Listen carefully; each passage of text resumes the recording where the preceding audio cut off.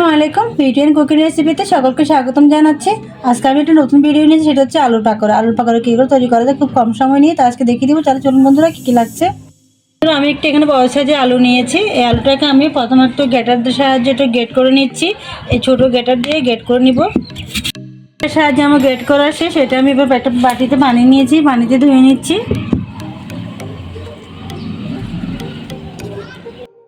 পানি ঝরিয়ে নিয়েছি, এক ফোঁটা পানি আলুতে রাখিনি আমি কিছু জিনিস এখানে অ্যাড করে দিচ্ছি। এখানে আমি একটি পেঁয়াজ নিয়েছি, কুচি করে মিহি করে পেঁয়াজ কুচি দিয়ে দিচ্ছি কিছু ধনেপাতা কুচি নিয়েছি, 3-4টির মতো কাঁচামরিচ কুচি করা। এখানে আমি 1 চামচ মরিচ গুঁড়া, আধা চামচ হলুদ গুঁড়া আর 1 চামচ গরম মশলা গুঁড়ো দিয়েছি। এগুলো দিয়ে দিচ্ছি এখানে। এবার দিয়ে দিচ্ছি স্বাদ মতো লবণ দিয়ে দিচ্ছি। দিয়ে সবগুলো উপকরণ একসাথে মেখে নিচ্ছি। ভালো করে শুকনো উপকরণ আলুর সাথে মিশিয়ে নিচ্ছি। 1 চামচের মতো কালো গোলমরিচ গুঁড়া দিয়ে দিচ্ছি এখানে। আবার দিয়ে দিব 1 চামচের মতো সয়া সস দিয়ে দিচ্ছি। এবার দিয়ে দিচ্ছি আমি এখানে কর্নফ্লাওয়ার নিয়েছি আমি 1 বাটি। কর্নফ্লাওয়ারটা দিয়ে দিচ্ছি, আপনারা চাইলে চালের গুঁড়ো দিতে পারেন। এখানে আমি কর্নফ্লাওয়ারটা ঢেলে দিচ্ছি। ঢেলে ভালো করে এগুলো সব কিছু উপকরণ একসাথে মেখে নিচ্ছি হাতের সাহায্যে। ফুলে গেছে তাই এখন দিয়ে দিচ্ছি, তার জন্য সরি। আবার ভালো করে মিশিয়ে নিচ্ছি। মিশিয়ে আমি এগুলো ভাজতে চলে যাচ্ছি। ভালো করে মাখানো হয়ে গেছে আমার এগুলো। তেলটি গরম হয়ে গেছে। এবার আমি একটু একটু পাকোড়া তৈরি করে তেলে ছেড়ে দিচ্ছি।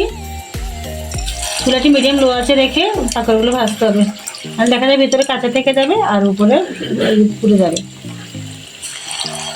আমি সবকটি পাকোড়া দিয়ে দিয়েছি। একটা সাইড হওয়ার পরে বাকিটা উল্টিয়ে দেবো। আমি উল্টিয়ে দিচ্ছি, একটু পেঁচুলের সাহায্যে উল্টিয়ে দিচ্ছি। এই পাকোড়াটি অত্যন্ত মজাদার, আপনারা একবার হলে ট্রাই করে দেখবেন।